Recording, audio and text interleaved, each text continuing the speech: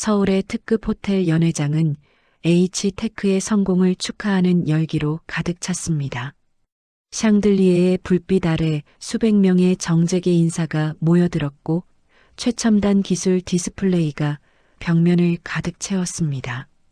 무대 위에서 40대 후반의 CEO 준호가 최고급 양복 차림으로 자신감 넘치는 연설을 했습니다.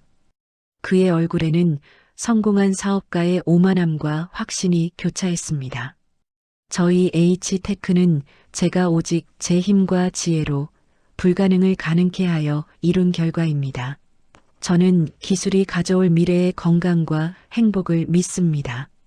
이 위대한 성과는 오직 저의 고독한 결단과 실력의 산물입니다. 준호는 박수갈채 속에서 자신의 옆에 서 있는 70대 초반의 박동철 고문이사를 소개했습니다. 박동철은 검은색 고급 정장을 차려입고 있었으며 주름진 얼굴에 띈 미소는 자비로운 현자 그 자체였습니다. 지금 제 옆에는 저의 가장 중요한 멘토이자 제가 부모님을 잃은 후 아버지의 역할을 대신해 주신 박동철 고문님이 계십니다. 고문님의 지혜와 조언이 없었다면 이 회사는 존재할 수 없었을 겁니다. 박동철은 감동한 듯 준호의 어깨를 깊게 두드리며 따뜻한 눈빛을 보냈습니다. 준호는 그를 자신의 성공을 완성해 줄 유일한 조력자로 굳게 믿고 있었습니다. 그때 연회장 구석 직원들이 사용하는 좁은 복도에 50대 초반의 형 상우가 낡고 냄새 나는 작업복 차림으로 서 있었습니다. 그는 임시 청소부 역할이었습니다. 상우는 박동철의 완벽한 가면을 보며 고통에 몸을 떨었습니다. 파티가 끝나고 준호가 박동철과 잠시 떨어져 개인 사무실로 향했습니다. 복도에 준호와 상우 단둘만 남았습니다. 상우는 이 마지막 기회를 놓칠 수 없었습니다. 그는 절박한 심정으로 걸레를 내려놓고 준호에게 다가섰습니다. 준호야, 제발 내 말 좀 들어라. 박동철 고문, 그 사람을 절대 믿어서는 안 된다. 내 아버지가 왜 돌아가셨는지 다시 한번 생각해 봐야 해. 그는 내 성공을 진심으로 축하하는 사람이 아니다. 준호는 형의 갑작스러운 등장과 이간질하려는 듯한 은밀한 경고에 소름 돋는 분노를 느꼈습니다. 형님, 지금 저와 박 고문님 사이를 이간질하려는 겁니까? 형님은 제가 박 고문님께 의지하는 게 그렇게 안 잊고 오셨습니까? 바로 그때 박동철이 인자한 미소를 띠며 복도로 다가왔습니다. 그는 상우와 준호 사이에 심상치 않은 기류를 읽었지만 완벽한 가면을 쓰고 둘에게 말을 걸었습니다. 상우야. 둘이 여기서 무슨 이야기를 하니? 오랜만이다. 뭐 어려운 일은 없고? 박동철의 뻔뻔한 위선은 상우의 분노를 폭발시켰습니다. 그는 더 이상 이 고통스러운 침묵을 참을 수 없었습니다. 당장 내 동생 곁에서 떠나십시오. 당신이 우리 가족에게 무슨 짓을 했는지 나는 똑똑히 기억합니다. 내 동생의 성공을 탐내지 마십시오. 상호의 격앙된 고함에 연회장 쪽 사람들이 놀라 복도 쪽을 일제히 쳐다보았습니다. 준호는 얼굴이 화끈거리는 모욕감에 휩싸였습니다. 자신의 완벽한 성공이 초라한 형 때문에 대중 앞에서 조롱당하는 기분이었습니다. 형님, 제발 좀 그만하라고요. 준호는 지갑에서 현금 다발을 거칠게 꺼내 상호의 얼굴에 던지듯 뿌렸습니다. 지폐가 공중에 흩날리며 바닥에 떨어졌습니다. 돈 줄 테니 이제 제발 내 곁에서 떠나주십시오. 형님 때문에 저는 한시도 마음 편할 날이 없습니다. 다신 회사에 오지 마십시오. 준호는 박동철에게 사과하며 서둘러 자리를 피했습니다. 박동철은 의미심장한 미소를 지으며 바닥에 흩뿌려진 돈 앞에서 무너진 채 움직이지 않는 상호의 초라한 뒷모습을 차갑게 내려다보았습니다. 상호는 돈을 줍는 대신 품 안에 숨겨진 아버지의 원천 기술 노트를 더욱 단단히 움켜쥐었습니다. 그의 고독한 싸움은 이제 막 시작된 것이었습니다. 30년 전 상호의 연구실 겸 집. 시간은 30년 전인 1995년으로 거슬러 올라갑니다. 당시 20대 초반의 젊은 상호는 반지하 방에서 아버지에게 물려받은 연구로 불태우고 있었습니다. 그는 곧 열릴 전국 과학 경진대회 최종 결선을 앞두고 있었고 연구 주제는 초소형 진동 감지 센서였습니다. 상호는 이 대회에서 우승을 해 전동유망한 과학 인재가 되길 원했습니다. 하지만 그 꿈은 비극과 함께 무너졌습니다. 어느 날 준호가 울면서 상호의 연구실로 뛰어들어와 아버지가 갑자기 쓰러지셨다는 비보를 전했습니다. 얼마 안가 아버지는 끝내 돌아가시고 아버지 회사는 동업자 박동철이 대리 경영을 맡았습니다. 하지만 상황은 나아지지 않았고 지리멸멸하던 사업은 결국 IMF 금융위기를 계기로 불황으로 폐업을 했습니다. 상호는 아버지의 유품을 정리하다 동업자 박동철을 의심하는 내용을 발견했습니다. 아직 어려서 잘 모르지만 그는 생가만큼 믿을 만한 사람이 아니라는 걸 알 수 있었습니다. 아니나 다를까 박동철은 대리 경영 기간 동안 분식회계를 일삼아 아버지 회사의 자본을 교묘하게 빼돌렸고 끝내 부도 처리를 하여 상혼의 가족의 생계를 완전히 위협했음을 알았습니다. 이 충격으로 어머니는 지병이 악화되어 생명을 건 큰 수술이 필요한 상황에 이르렀습니다. 수술비는 모든 것을 잃은 가족에게는 감당할 수 없는 수준이었습니다. 상호는 대회 상금으로 수술비를 보태겠다는 절박한 목표를 가지고 밤낮 없이 연구에 매달렸습니다. 그때 박동철이 상호의 연구실로 은밀히 찾아왔습니다. 상호야, 현실을 봐라. 내 대회 상금으로는 형수님이 필요한 의료진을 살 수 없다. 내가 최고의 의료진과 전액 수술비를 지원하마. 대신 내 아버지가 남긴 원천 기술 저작권을 나에게 넘겨다오. 이게 가장 확실한 생명줄이다. 아니나 다를까 박동철은 어머니의 생명을 담보로 아버지의 미개발된 기술의 이전을 제안했습니다. 상호는 가족의 미래와 아버지의 명예를 지키기 위해 그의 제안을 거절했습니다. 거절당한 동철은 어머니 병실로 직접 찾아가 권리 포기를 회유하며 심리적으로 압박했습니다. 형수님, 형님이 남긴 원천 기술 저작권을 저에게 넘겨주십시오. 어차피 미완성된 실패작 아닙니까? 미완의 기술 노트를 넘기면 제가 형수님과 아이들을 끝까지 보살피겠습니다. 동철 씨, 이건 먼저 간 그 사람이 상호를 위해 남겨준 거예요.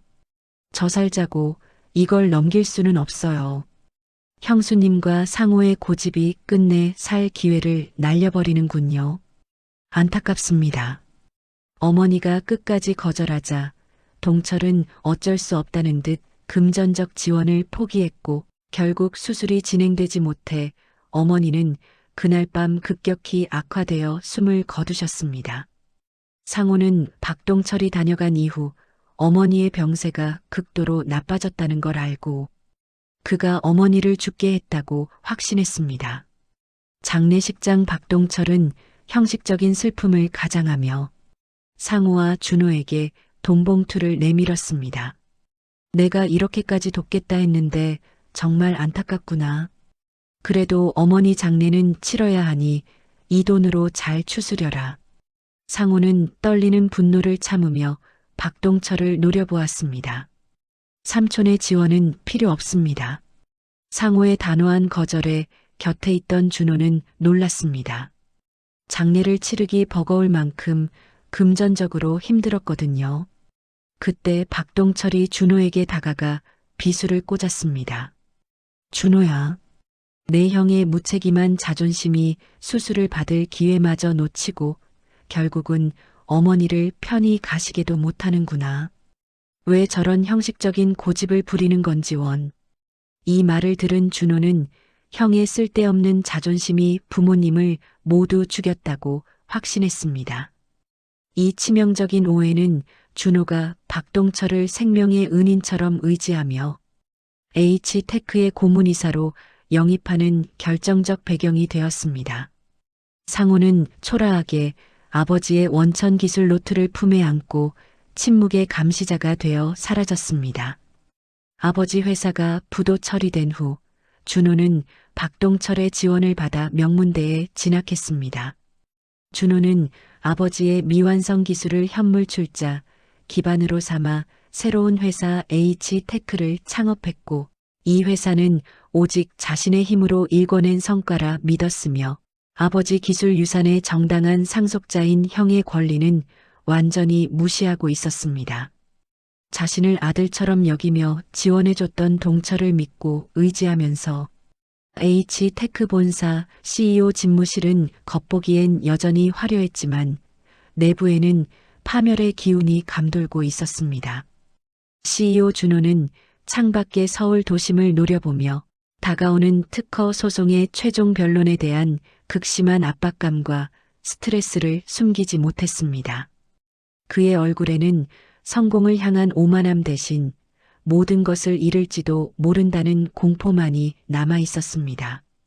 곧이어 소송을 맡은 변호사가 들어와 절망적인 보고를 했습니다. 대표님, 선봉산업 측의 주장이 너무 완벽합니다. 저희가 기술을 침해하지 않았다는 원천적인 증거가 없어요. 만약 패소하면 소송 금액은 막대하고 최악의 경우 경영권 절반을 빼앗길 수 있습니다.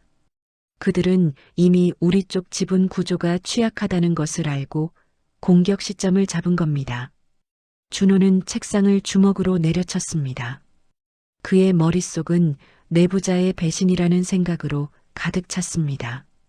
그도 그럴 것이 이 기술은 아버지가 전해준 노트를 응용한 기술이었고 해당 기술은 대한민국, 아니 전 세계에서 H테크만이 연구했던 기술입니다.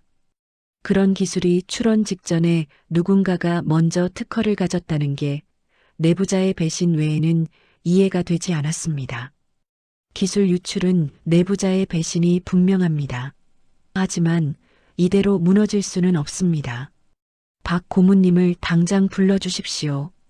얼마 안가 70대 후반의 박동철 고문이사가 조용히 집무실로 들어왔습니다. 그는 상황을 꿰뚫어 보는 듯한 여유로운 태도와 믿음직스러운 모습으로 준호에게 다가왔습니다. 준호야, 흥분하지 마라. 사업이란 늘 이런 험한 풍파가 있는 법이다.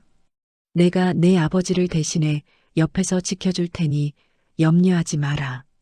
박동철은 준호의 곁에 서서 창밖을 내다보며 마치 공동의 적을 물리칠 계획을 짜는 듯한 분위기를 연출했습니다. 하지만 현실은 냉혹하다. 선봉산업이 노리는 건 내 취약한 지분 구조야. 내가 분석해보니 이대로는 필패다. 경영권 방어가 최우선이야. 지금 파산 공포 때문에 소액 주주들이 동요하고 있다. 이들을 결속시킬 강력한 구심점이 필요해. 다행히 그쪽에서 원하는 건 내 지분의 희석이니 내가 어떻게든 방법을 찾아보마. 박동철은 한숨을 쉬며 준호의 어깨를 붙잡았습니다. 그의 눈빛은 걱정과 연민으로 가득 차 있었습니다. 며칠 뒤 준호는 동철에게 걸려온 전화 한 통을 받았다. 준호야, 지금부터 하는 내 말을 잘 들어라. 나는 내 아버지의 친구이자 내가 믿고 의지하는 멘토로서 최후의 방어책을 제시하마. 내가 가진 자녀 지분의 절반을 나에게 위임하게. 너의 지분 보유율을 낮춰서 선봉산업으로 넘어가는 지분의 비율을 줄여야 해. 우리 둘이 공동대표 형식으로 강력한 방어체제를 구축해야만 선봉산업의 마수에서 이 회사를 지켜낼 수 있다. 이 방법이 최후의 보루가 될 것 같구나. 변호인단과 회계사들이 이구동성으로 말하더군. 너의 지분을 줄이고 공동 경영으로 위기를 돌파하는 게 유일한 방법이라고. 이미 법률 자문서도 완료된 상황이야. 박동철의 이 제안은 준호에게 절망 속의 유일한 빛이었습니다. 그는 박동철의 조언이 유일한 생명줄이라 믿고 있었습니다. 자신이 공들여 만든 이 회사를 아버지의 친구가 나서서 지켜주겠다는 숭고한 헌신이라 생각했습니다. 박 고문님, 역시 고문님뿐입니다. 저에게는 고문님 외에 기댈 곳이 없습니다. 고문님 말씀대로 하겠습니다. 내일 당장 지분 위임 서류를 준비하겠습니다. 이 회사를 부탁드립니다. 그날 저녁 청소 업무를 마치고 박동철 사무실 앞에서 전화를 끄는 동철의 혼잣말을 엿들었습니다. 내일 준호에게 넘겨받는 지분이 25% 원래 내 지분이 10%, 선봉산업이 지분 12.5%, 절반 조금 못 미치는군. 뭐 이대로도 괜찮다. 내일 지분 위임 서명만 이뤄진다면 더 이상 이 구질구질한 가면을 벗어 던질 수가 있겠어. 으하하. 드디어 내 꿈이 이루어지는 순간이군. 30년을 기다렸다. 이제 내일만 무사히 넘어가면. 으흐흐흐. 상호는 박동철의 악랄한 속내와 지분 탈취 계획을 확신했습니다. 상호는 주먹을 불끈 쥐었습니다. 박동철이 선봉산업의 공격을 핑계로 준호의 지분을 가로채 회사를 완전히 장악하려 함을 알았습니다. 상호는 주먹을 불끈 쥐었습니다. 내일 지분 위임이 이루어지기 전에 반드시 이 음모를 부숴야 한다고. 상호는 품 안에 숨겨진 아버지의 원천 기술 노트만이 동생을 구할 수 있는 유일한 무기임을 다시 한번 확인하며 어둠 속으로 발걸음을 옮겼습니다. 밤늦은 시간 서울 외곽의 낡은 숙소에는 희미한 불빛이 새어나왔습니다. 이곳이 바로 50대 초반의 상호가 동생의 회사 근처에서 청소부 일을 하며 지내는 고독한 거처였습니다. 방은 곰팡이 냄새가 희미하게 났고 벽지에는 세월의 흔적이 덕지덕지 붙어 있었습니다. 상호는 낡은 탁자에 앉아 마치 30년 전의 연구실처럼 조용히 자신의 작업에 몰두하고 있었습니다. 그의 앞에는 오래된 가죽 노트 한 권이 펼쳐져 있었습니다. 노트의 표지는 달아 있었지만 안에는 아버지의 미완성된 초소형 진동 감지, 센서 설계와 실험 기록이 빼곡하게 담겨 있었습니다. 30년의 세월 동안 상호는 이 노트에 자신의 끝없는 노력과 피땀을 더해 기술을 완벽하게 완성했고 이미 자신의 이름으로 특허 출원까지 마친 상태였습니다. 가족의 행복을 위해 완성했던 기술을 써먹을 날이 없을 줄 알았는데 이렇게 박동철의 마수에서 사용할 수 있게 돼서 다행이라 생각했습니다. 상호는 떨리는 손으로 노트를 어루만졌습니다. 이 노트는 H테크의 모든 기술적 기반이자 박동철이 쓸모없다라고 오판하여 버렸던 가족의 명예 그 자체였습니다. 노트 제일 마지막 장에는 어머니의 희생을 헛되이 하지 않기 위해 나는 침묵했다. 그리고 그가 버린 기술을 완성했다. 2010년 9월 그는 노트 옆에 놓인 USB를 집어들었다. 안에는 과거 박동철이 아버지 회사를 대리 경영하면서 저질렀던 분식, 회계 및 자본 잠식의 결정적인 증거가 담긴 유일한 물건이었습니다. 상호는 창밖의 어둠을 응시했습니다. 그는 동생이 내일 박동철에게 지분 절반을 양도하려 한다는 사실에 가슴이 찢어졌습니다. 자신이 그동안 견뎠던 무능력한 형이라는 오해가 결국 동생을 원수의 품으로 인도하는 비극적인 길이 되었던 것입니다. 내가 짊어져야 했던 고독은 괜찮다. 하지만 너마저 동철에게 모든 것을 잃게 할 수는 없다. 준호야, 내일 아침 이 형이 이제 너를 구할 것이다. 상호는 낡은 작업복을 벗어던지고 옷장 깊숙한 곳에 넣어두었던 오래된 정장 상의를 꺼냈습니다. 비록 낡았지만 다려입은 그 정장은 그가 초라한 청소부가 아닌 진실을 밝히는 증인으로 세상에 나설 준비를 하고 있음을 보여주었습니다. 그는 노트를 품에 안고 박동철의 악행이 고스란히 기록된 디스켓을 외투 주머니에 넣었습니다. 동이 트기 전 상우는 낡은 숙소를 조용히 나섰습니다. 오랜 기간 침묵과 고독이 응축된 복수의 클라이맥스가 이제 곧 시작되려 하고 있었습니다. 이른 아침 법원 앞은 취재진의 카메라 플래시와 긴장감으로 가득 차 있었습니다.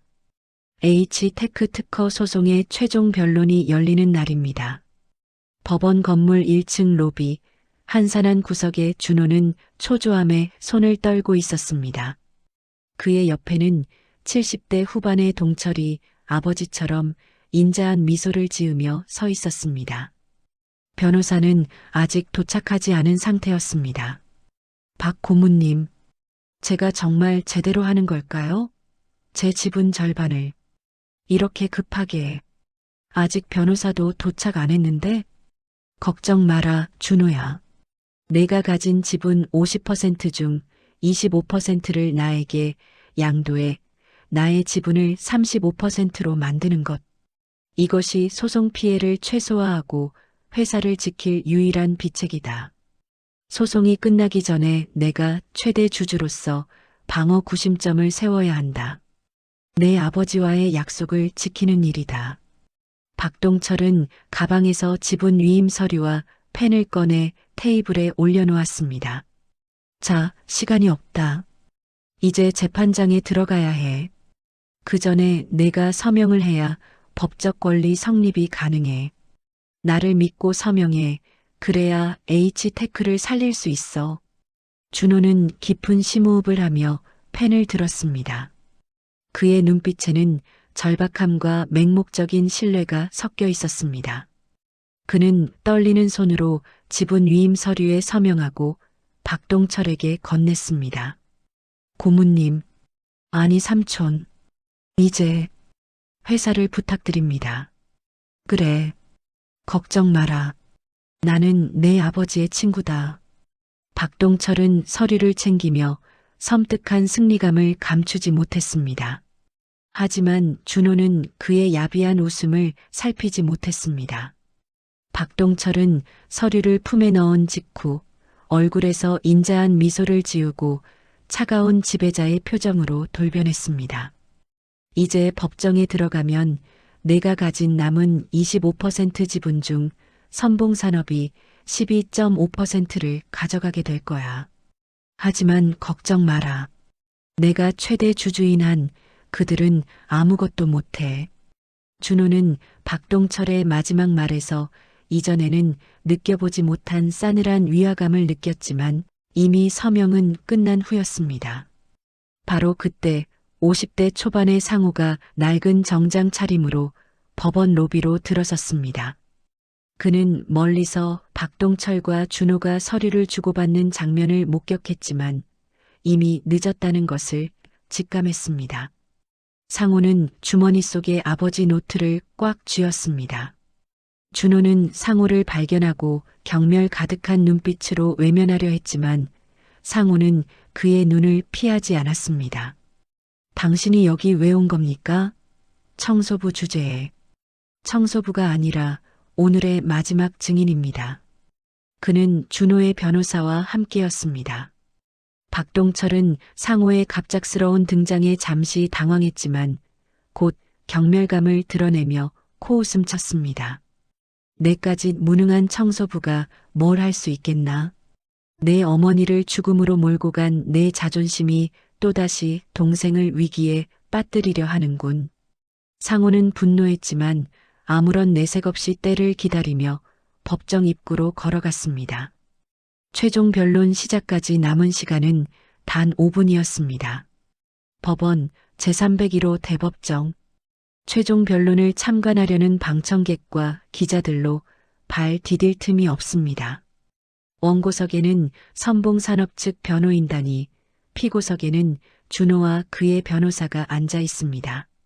준호의 얼굴은 창백하며 방금 전 지분을 양도한 충격과 불안감으로 정신을 차리기 힘든 상태입니다.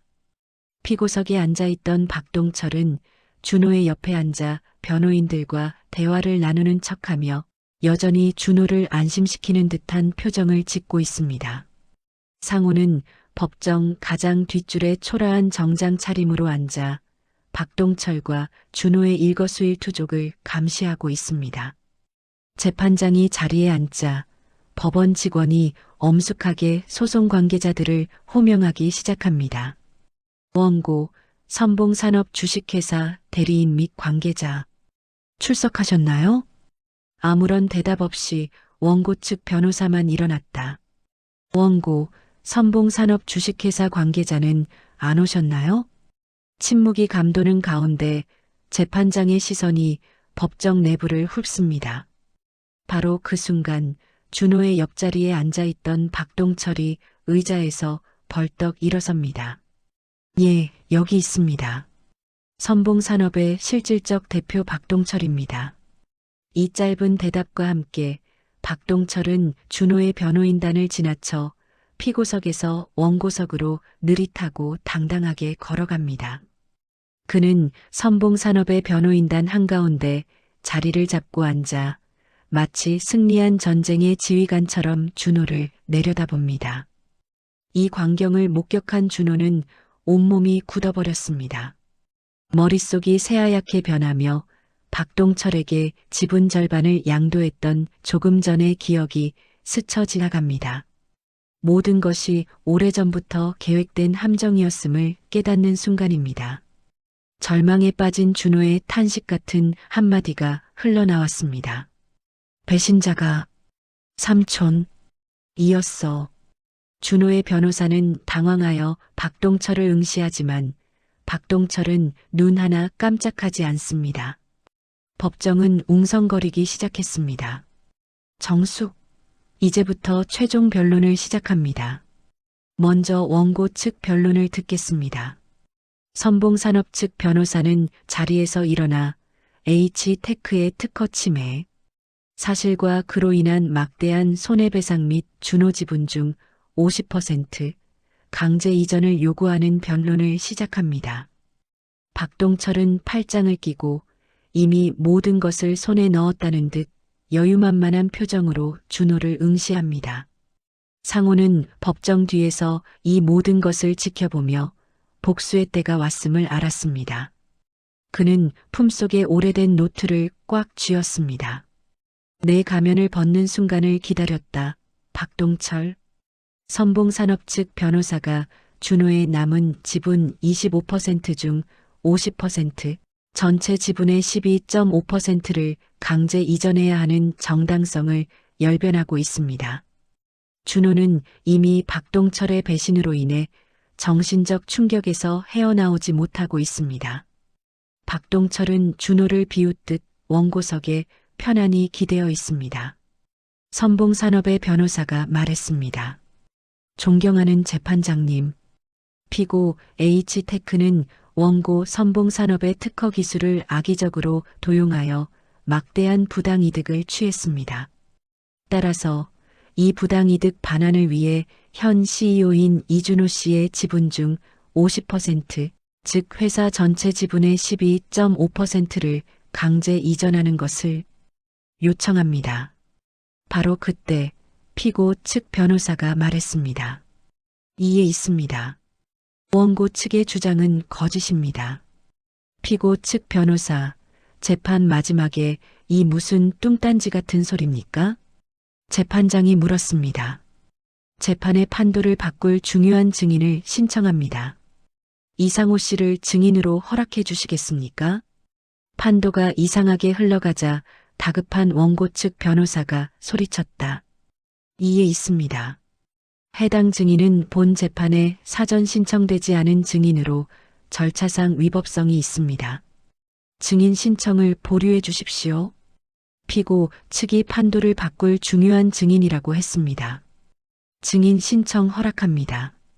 증인석으로 걸어나가는 동안 박동철의 얼굴에는 지까짓게 별 수 있겠어? 라며 비열한 웃음을 지었습니다. 피고 측 변호사가 물었습니다. 증인은 누구십니까? 저는 이 사건 특허 침해의 핵심 증인이자 H테크 원천 기술의 최초 설계자의 장남 이상호입니다. 제가 가진 이 자료는 H테크 기술의 진정한 뿌리를 밝힐 수 있는 자료입니다. 상호가 원천 기술의 상속자임을 밝히자 여유롭던 박동철의 얼굴에 처음으로 당황한 기색이 스쳤습니다. 원고 측 변호사가 소리쳤습니다. 재판장님, 저 사람은 사전에 인정받지 못한 증인입니다. 그의 발언과 증거품은 효력이 없습니다. 당장 퇴정시키십시오. 정숙, 발언의 진위 여부는 제가 판단합니다. 증인, 발언을 계속하십시오. 상호는 품에서 오래된 가죽 노트를 꺼내 들었습니다. 선봉산업이 특허를 침해했다고 주장하는 H테크의 핵심 기술은 저희 아버지의 기술을 기반으로 합니다. 이 노트에 빠짐없이 기록되어 있습니다. 변호사는 해당 노트를 증거품으로 재판부에 제출했습니다. 이에 있습니다. 선봉산업이 특허를 출원할 때 관련 기술은 미완성의 상태였습니다.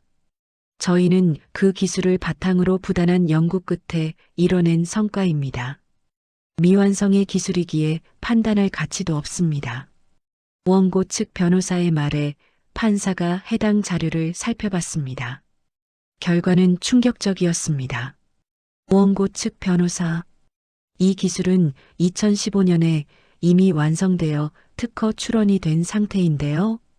이렇게 되면 선봉산업의 기술은 H테크의 기술을 침해한 것이 아니라 증인이 완성한 특허 기술을 불법적으로 도용하여 개발된 거 아닙니까? 그렇습니다. 상호는 아버지로부터 넘겨받은 미완성의 기술을 기반으로 밤낮으로 연구하여 결국은 기술을 완성시켰던 겁니다. 상호는 곧바로 외투 안주머니에서 오래된 디스켓을 꺼냈습니다. 선봉산업이 사용하는 진동 감지 센서의 핵심 알고리즘과 박동철 씨가 30년 전 아버지 회사에서 관리하던 분식 회계 장부 그리고 아버지의 설계 노트를 대조해 주십시오. H테크 기술의 진정한 원천과 박동철 씨의 검은 속셈이 모두 드러날 것입니다. 저는 이 자리에서 박동철 씨를 자본시장법 위반으로 고소합니다. 법정은 술렁이기 시작했습니다. 준호는 충격 속에서 상호가 회사를 구원할 천재 기술자였음을 깨닫고 눈물을 흘립니다. 판결합니다. 원고가 주장한 특허 침해 사실은 인정할 수 없습니다. 오히려 원고 선봉산업은 증인 이상호 씨의 정당한 특허를 침해한 것으로 판단됩니다. 그러므로 원고 측의 주장은 기각합니다. 망치 소리가 법정을 뒤흔들었습니다. 땅, 땅, 땅. 선봉산업이 패소해 동철의 얼굴은 창백해졌습니다. 재판이 끝나고 상호는 준호가 본느 앞에서 박동철에게 다가갑니다. 박동철 씨, 이제부터 시작입니다. 선봉산업은 제 기술을 무단 도용했으니 막대한 손해배상을 해야 할 겁니다. 순간 박동철은 비웃으며 그에게 말했습니다. 다 이긴 것 같나? 소송은 졌지만 한 가지 모르는 사실이 있군. 오늘 아침부로 H테크의 최대 주주는 나다. 나는 이 회사의 기술을 소지했으니 선봉산업에게 피해 보상을 청구하진 않을 거야. 하하하. 준호는 이 말을 듣자 절망했다. 경영권을 완전히 넘겨준 비극적인 현실에 몸서리를 치며 박동철이 지분 위임 서류를 흔들며 절규하는 소리로 인해 혼란에 빠졌습니다. 준호는 텅 빈 눈으로 무너져 앉았고 박동철은 최대 지분을 확보했다는 승리감에 그들 형제를 비웃었습니다. 그때 상호가 날카롭게 쏘아붙입니다. 박동철 씨, 당신은 합법적인 최대 주주가 아닙니다.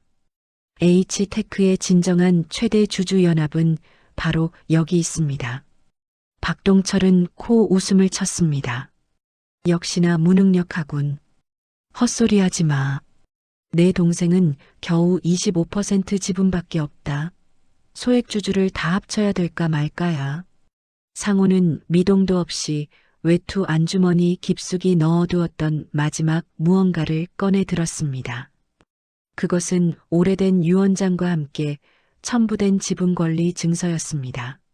아버지께서 돌아가시기 전 박동철 씨의 횡령과 분식, 회계 시도를 피해 H테크의 전신에 대한 투자 권리 형태로 제게 상속한 16%의 잠재적 지분 권리의 정당한 상속인입니다.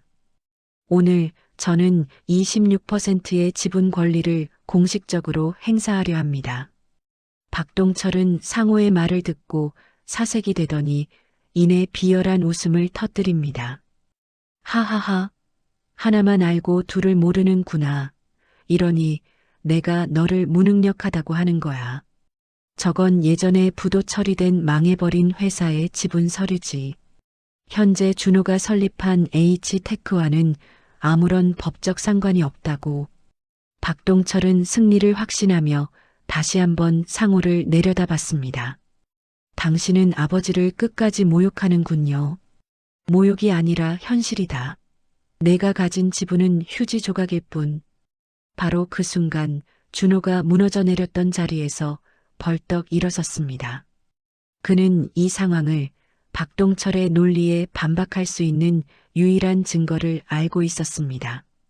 아닙니다. 형님의 지분은 유효합니다. 모두가 준호를 바라봅니다. 박동철마저도 놀라 준호를 쳐다봅니다. 저는 H테크를 창업할 당시 아버지의 미완성 기술 노트를 현물로 출자했습니다. 박동철 당신이 버렸던 그 기술을 바탕으로 회사를 세웠습니다. 형님은 그 기술 유산의 정당한 상속자이자 아버지의 뜻에 따라 숨겨진 지분 권리를 승계받은 분입니다. 이는 창업할 때 정관내 유보 지분으로 공식 기록되어 있습니다. H테크는 아버지의 기술을 기반으로 세워졌습니다. 그 현물 출자 가치에 상응하는 16%의 지분 권리는 H테크 창업과 동시에 공식적으로 행사가 가능하도록 되어 있었습니다. 박동철 당신은 이 사실을 숨기고 저를 속여 지분을 탈취한 것입니다. 박동철의 얼굴이 완전히 무너져 내렸습니다. 그는 소송 패소에 이어 경영권마저 완전히 잃었습니다.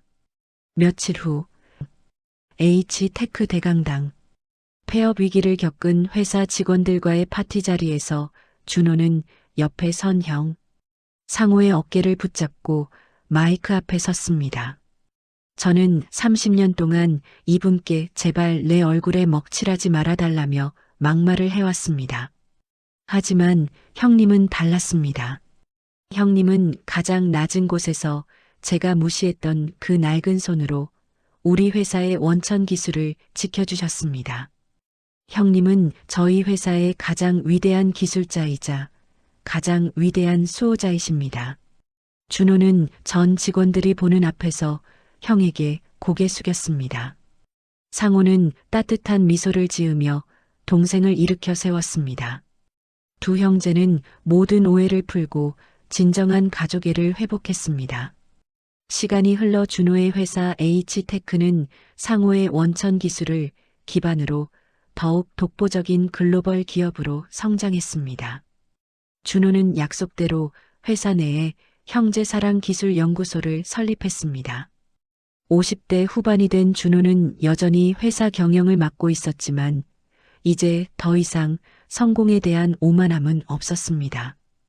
그는 매일 아침 연구소에 들러 형 상호의 헌신을 되새기는 것을 잊지 않았습니다. 60대 초반이 된 형 상호는 명예기술 고문으로 모셔졌습니다. 상호는 물질적인 성공을 원치 않았기에 여전히 소박한 일상을 살았지만 때때로 연구소에 들러 젊은 연구원들에게 조언을 건넸습니다. 기술의 본질은 계산이 아니라 사람에 대한 사랑에서 나오는 것입니다. 저는 가족을 지키기 위해 이 기술을 개발했으니 여러분도 인류를 사랑하는 마음으로 연구하십시오. 상호는 회사 직원들 사이에서 가장 존경받는 존재가 되었습니다. 준호는 박동철에게서 돌려받은 아버지의 모든 기술 자료와 어머니의 성경책을 연구소 가장 깊은 곳에 보관하며 가족의 고난을 잊지 않으려 노력했습니다. 준호의 집, 상호의 생일 파티가 있던 저녁이었습니다. 온 가족이 준호의 집에 모였습니다. 준호의 자녀들은 상호를 진심으로 존경하고 따랐습니다. 식사가 끝난 후 준호는 일어나 형 상호에게 직접 쓴 감사 편지를 낭독하기 시작했습니다. 형님, 저는 30년 동안 형님의 고독과 헌신을 모르고 저의 눈앞에 작은 성공에만 취해 형님을 경멸했습니다. 하지만 형님은 저의 어머니의 생명값을 지키기 위해 그리고 저의 미래를 지키기 위해 홀로 험난한 길을 걸으셨습니다. 형님은 이 회사의 모든 기술과 영광의 가장 위대한 시작이십니다. 이제야 진정한 가족이 된 것 같습니다. 오래오래 건강하십시오. 준호는 편지를 다 읽고 형에게 깊이 고개 숙였습니다. 상호는 동생의 따뜻한 마음이 고마워 눈물을 훔치며 환하게 웃었습니다. 나는 내가 내 회사를 잘 지켜내고 이제는 기술의 사랑까지 담을 줄 아는 어른이 된 것이 가장 뿌듯하구나. 형에게는 가장 큰 성공이다. 두 형제는 뜨겁게 포옹했습니다. 그들의 이야기는 이제 가장 낮은 곳에서 피어난 가장 위대한 사랑으로 기억되었습니다. 가족들은 더 이상 과거의 비극에 얽매이지 않고 서로에 대한 존경과 사랑으로 가득 찬 따뜻한 연말을 보냈습니다. H테크는 단순한 기업을 넘어 가족애와 인간적인 가치를 실현하는 공간으로 자리 잡았습니다. 오늘 이야기는 어떠셨나요? 동생을 위한 형님의 헌신이 여러분들께 전해졌기를 바랍니다. 이 이야기가 마음에 드셨다면 좋아요. 이 영상을 다른 사람들에게 알리고 싶으면 공유. 업데이트되는 정보를 놓치고 싶지 않다면 구독, 알림 설정까지 부탁드려요.